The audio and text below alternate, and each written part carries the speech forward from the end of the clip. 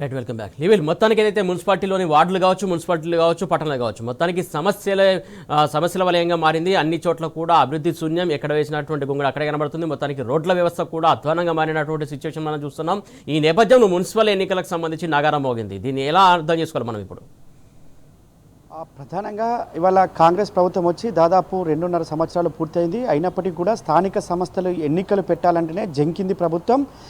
15th finance commission గడువు ముగుస్తుంది. Matching గ్రాంట్స్కి సంబంధించి దాదాపు 1000కి పైచిలకు కోట్లు, దాదాపు 1500 కోట్లు రావాలని చెప్పేసి మొన్నటికి మొన్న హడావిడిగా స్థానిక సంస్థల ఎన్నికలు అంటే సర్పంచ్, గ్రామ పంచాయతీ ఎన్నికలు పెట్టారు. గ్రామ పంచాయతీ ఎన్నికల్లో కాంగ్రెస్ పార్టీకి కర్రుగాల్చి వాత పెట్టారు తెలంగాణ ప్రజానికం.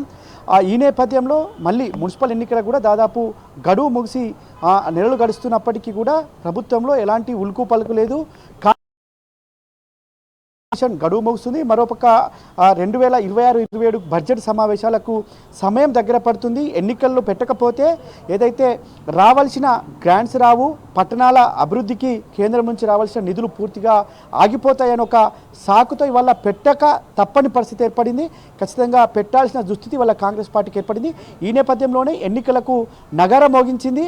116 మున్సిపాలిటీలు, 7 కార్పొరేషన్లో ఎన్నికలకు సంబంధించిన నగరం ఇవాళ మోగిన నేపథ్యంలో ఇవాళ కాంగ్రెస్ పార్టీకి ఖచ్చితంగా అడుగడుగున ఇప్పటికే గత కొద్ది రోజులుగా మున్సిపల్ ఎన్నికల నిర్వహణకు సిద్ధమవుతున్న ప్రభుత్వం పెద్ద ఎత్తున ఆర్భాటాలు చేసింది, పెద్ద ఎత్తున శంకుస్థాపన చేసింది, పెద్ద ఎత్తున మంత్రుల బృందం జిల్లాల పర్యటన చేసింది. మరోవైపు ముఖ్యమంత్రి సైతం స్థానిక సంస్థల ఎన్నికల్లో కూడా ముఖ్యమంత్రి వార్డు మెంబర్ల గల్లీ తిరిగే దుస్థితికి తీసుకొచ్చిందంటే ఇవాళ కాంగ్రెస్ ప్రభుత్వం ఇచ్చిన హామీలు ఏ విధంగా అమలవుతున్నాయి, వారు చెప్పిన మాటలు ఏ విధంగా నిజమవుతున్నాయి అనడానికి నిదర్శనం. ఇవాళ ఎక్కడికి వెళ్ళినా మంత్రులను అడుగడుగునా నిలదీస్తున్న పరిస్థితి ఈ కాంగ్రెస్ ప్రభుత్వంలో దాపురించింది.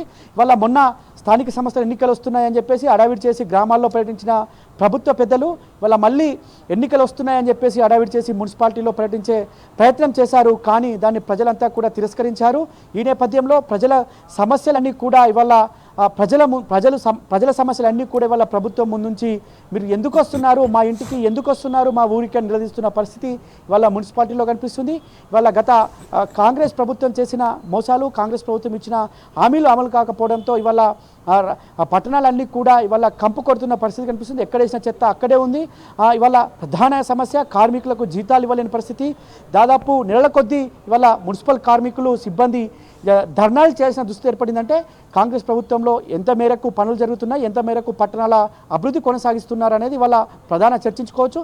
ప్రధానంగా ల్యాండ్ ఆర్డర్ సిచ్యువేషన్కి వస్తే పూర్తిగా అధ్వానం, అస్తవ్యస్తంగా మారిపోయింది. గత బీఆర్ఎస్ ప్రభుత్వంలో చీమ చిట్టుకుమన్న పోలీసులు అక్కడ వారిని రక్షించే ప్రయత్నాలు చేసేవారు, కాపాడిన ప్రయత్నాలు. తెలంగాణ పోలీసు యావత్ దేశానికి ఒక రోల్ మోడల్ ఇస్తుంది. కానీ కాంగ్రెస్ ప్రభుత్వంలో మిట్ట మధ్యాహ్నము మర్డర్ జరుగుతుంటే కూడా ఇవాళ పోలీసులు అక్కడికి పోలేని దుస్థితి. ఈ నేపథ్యంలో పెద్ద ఎత్తున హత్యలతో పాటు మానభంగాలు జరుగుతున్న దుస్థితి ఇవాళ తెలంగాణ ప్రభుత్వం, కాంగ్రెస్ ప్రభుత్వంలో దాపురించింది. ప్రత్యేకంగా పట్టణాల్లో పెద్ద ఎత్తున దొంగతనాలు జరుగుతున్నా నివారించలేని దుస్థితి ఇవాళ ఈ కాంగ్రెస్ ప్రభుత్వంలో ఏర్పడిందంటే పట్టణ ప్రజలు ఖచ్చితంగా కాంగ్రెస్ పార్టీని చీదరించే దుస్థితి ఏర్పడింది. వల్ల మంత్రులు వెళ్తుంటే కూడా ఎక్కడికక్కడ అడ్డుకొని నిరసనలు వ్యక్తం చేస్తున్నారు. నాడు పట్టణ ప్రకృతి పేరు మీద పెద్ద ఎత్తున నిధులిచ్చి తెలంగాణ పట్టణాలని యావత్ దేశానికి ఒక రోల్ మోడల్ చేశారు. అంతేకాకుండా 2 టైర్ పట్టణాలని, ఏదైతే 2nd టైర్ సిటీస్ని హైదరాబాద్కు పోటీగా అభివృద్ధి చేయాలని చెప్పేసి ఒక కంకణం కట్టుకొని బీఆర్ఎస్ పార్టీ ముందుకెళ్ళింది. అందులో భాగంగానే మున్సిపల్ శాఖగా మంత్రిగా ఉన్న కేటీఆర్ అనేక అభివృద్ధి కార్యక్రమాలు శ్రీకారం చుట్టమే కాదు, ఐటీ అనేది ఒక హైదరాబాద్ నగరంలోనే ఉండాలి, అన్ని పట్టణాలకు విస్తరించాలి, తద్వారా అక్కడున్న యువతకి ఉపాధి అవకాశం దొరుకుతుంది, అక్కడున్న యువతకి పెద్ద పెద్ద కంపెనీల్లో కొలువులు వస్తాయని చెప్పేసి ఆలోచన చేసి ఐటీ హబ్బులకు రూపకల్పన చేశారు. కానీ ఇవాళ కాంగ్రెస్ ప్రభుత్వం వచ్చిన తర్వాత ఐటీ హబ్బులు కాస్త ఇవాళ టూలెట్ బోర్డు పెట్టాల్సిన దుస్థితి ఏర్పడింది. లేదంటే ఇతర ప్రభుత్వ కార్యాలయాలను అందులోకి తరలించాల్సిన దుస్థితి. మొన్నటికి మొన్న టీ హబ్లో సైతం ప్రభుత్వ కార్యాలయాలను పెట్టి వాటిని విచ్ఛిన్నం చేసే కుట్రకు పూనుకుంది ప్రభుత్వం. ఖచ్చితంగా ఇవాళ కాంగ్రెస్ ప్రభుత్వానికి పట్టణాల్లో ఓటు అడిగే హక్కు లేదని చెప్పేసి కూడా బీఆర్ఎస్ పార్టీ పదే చెప్తుంది. అంతేకాకుండా ప్రజల సౌలభ్యం కోసం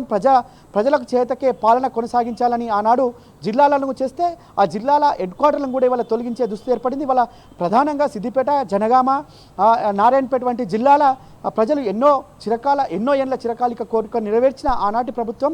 కానీ వాళ్ళ ఈ ప్రభుత్వం వచ్చి యాదాద్రి జిల్లా కావచ్చు, సిద్దిపేట జిల్లా కావచ్చు, జనగామ జిల్లా కావచ్చు, ఇట్లాంటి అనేక జిల్లాలు కూడా ఇవాళ వనపర్తి కావచ్చు, నాగర్కర్నూలు జిల్లాలను తొలగించే కుట్రకు ఈ ప్రభుత్వం పూనుకుంది. అంటే ఆ జిల్లాల అభివృద్ధి మనుగడకు దూరం చేసేందుకే ఈ కాంగ్రెస్ ప్రభుత్వం పనిచేస్తుందే తప్ప వాటిని మరింత అభివృద్ధి చేసి ఒక రోల్ మోడల్గా తీర్చిదిద్దాలనే సోయి మాత్రం ఈ ప్రభుత్వానికి లేదని చెప్పేసి కూడా బీఆర్ఎస్ పార్టీ పదే ఆరోపిస్తుంది. దాన్ని అస్త్రంగా చేసుకునే బీఆర్ఎస్ పార్టీ ప్రచారాస్త్రంగా మలుచుకొని ముందుకెళ్లాలని కూడా ఇప్పటికే భావించింది. మరోపక్క రోడ్లకు సంబంధించి హ్యామ్ రోడ్లని చెప్పారు కొత్తగా, ఇప్పటికే పెద్ద ఎత్తున నిధులు కూడా సమకూర్చినామని చెప్పారు. కానీ వాళ్ళ హ్యామ్ రోడ్లు ఎక్కడ పోయినాయి, వాళ్ళ లింక్ రోడ్లు ఎక్కడ పోయినాయో చెప్పలేని దుస్థితి కాంగ్రెస్ ప్రభుత్వంలో ఏర్పడింది. వాళ్ళ ఎక్కడ కూడా రోడ్ల మరమ్మతులు లేవు, గుంతలు పడితే పూడ్చలేని దుస్థితి ప్రభుత్వంలో ఏర్పడింది. వాళ్ళ పెద్ద ఎత్తున రోడ్ల మరమ్మతుల కోసం ఆనాడు బీఆర్ఎస్ ప్రభుత్వం లింక్ రోడ్లు ఏర్పాటు చేసి ఫ్లైఓవర్లు నిర్మించి ట్రాఫిక్ అంతరాయం లేకుండా ఒక సిటీకి మధ్య అంతరాన్ని తగ్గించి ఒక గొప్ప అభివృద్ధి కార్యక్రమాలు చేస్తే ఇప్పుడున్న ప్రభుత్వం పూర్తిగా నిర్లక్ష్యం చేయడంతో ఇవాళ పెద్ద ఎత్తున యాక్సిడెంట్లు జరుగుతున్న పరిస్థితి ఈ కాంగ్రెస్ ప్రభుత్వంలో ఏర్పడింది. అంతేకాకుండా పట్టణ ప్రకృతి వలయాలను పార్కులు ఏర్పాటు చేసి ఆహ్లాదాన్ని వంచే విధంగా ఇవాళ అంతేకాకుండా వాకింగ్ సంబంధించిన ట్రాక్లు ఏర్పాటు చేసి ప్రజలకు చేరువగా ప్రభుత్వం పాలన కొనసాగించింది గత ప్రభుత్వం. ఇవాళ వీరు ప్రజాపాలన చెప్పుకొని ప్రజలకు సంబంధించిన ఆస్తులను దుర్వినియోగం చేస్తూ నిర్వీర్యం చేసే కుట్రలు చేస్తున్న పరిస్థితి ఇవాళ ఈ కాంగ్రెస్ ప్రభుత్వం ఉంది. అంటే పూర్తిగా ఇవాళ స్థానిక సర్పంచ్ ఎన్నికల్లో ఏ విధంగా అయితే కాంగ్రెస్ పార్టీకి గుణపాఠం చెప్పారో దానికి మించి ఇవాళ మున్సిపల్ ఎన్నికల్లో కూడా అదే తరహా గుణపాఠం చెప్పడానికి ప్రజలంతా కూడా సిద్ధంగా ఉన్నారు. ఇవాళ పట్టణ ప్రజలు చాలా తెలివైన వారు. గత ఎన్నికల్లో ఏ విధంగా అయితే రిజల్ట్స్ వచ్చాయో మున్సిపల్ ఎన్నికల్లో కూడా అదే తరహా కూడా బీఆర్ఎస్ పరిచింది. ఇప్పటికే ఇన్ఛార్జ్లను నియమించింది. వాళ్ళ మరోపక్క అయితే పట్టణాలకు సంబంధించిన అంశానికి వస్తే కరెంటు పరిస్థితి వల్ల అధ్వాన స్థితికి దిగజారిపోయింది.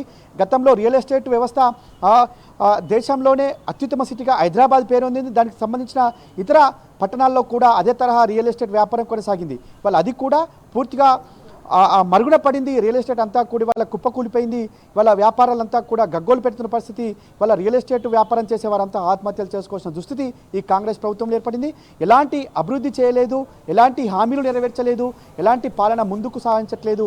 గత ప్రభుత్వం చేసిన అభివృద్ధి కార్యక్రమాలని వాళ్ళ తొక్కిపెట్టడం ద్వారా ప్రజలకు మరింత ఇబ్బందులు తలపెట్టేలా ప్రభుత్వం వివరిస్తుంది. కనుక ఖచ్చితంగా మున్సిపల్ ఎన్నికల్లో బీఆర్ఎస్ పార్టీకి బ్రహ్మాండమైన మెజారిటీ వస్తుందని చెప్పేసి కూడా బీఆర్ఎస్ పార్టీ భావిస్తుంది. అందుకు అనుగుణంగానే ఇప్పటికే అన్ని వర్గాల ప్రజలను కలుపుకొని పోయేందుకు బాకీ కార్డుల రూపంలో కావచ్చు, వాళ్ళ అనేక ఇచ్చిన హామీల అమల్లో విఫలమైన నేపథ్యంలో ఆ తరహా ఎండగట్టేందుకు బీఆర్ఎస్ పార్టీ సంసిద్ధం చేసింది.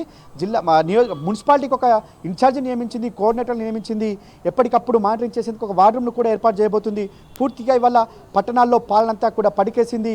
దీని ద్వారా ఇవాళ కాంగ్రెస్ ప్రభుత్వం పైన ప్రజలంతా కూడా చిత్కరించుకున్న పరిస్థితి కనిపించింది. కాంగ్రెస్ ప్రభుత్వం అంటేనే ఇవాళ చీదరించి ఇవాళ ఎక్కడికి మంత్రులు వెళ్ళినా నిలదీసే దుస్థితి ఏర్పడింది. ఇవాళ మిషన్ భగీరథ నీళ్ళు అని చెప్పేసి ఆనాడు ₹1 నల్ల కనెక్షన్స్ ఇస్తే ఆ మిషన్ భగీరథ కూడా ఇవాళ మురికి నీరు రావడంతో అవస్థల పాలవుతున్న పరిస్థితి ఇవాళ రాష్ట్ర వ్యాప్తంగా కనిపిస్తుంది. దాదాపు 116 బీఆర్ఎస్ పార్టీ విజయడంక మోహించడానికి అంతా సంసిద్ధంగా ఉంది. సురేష్.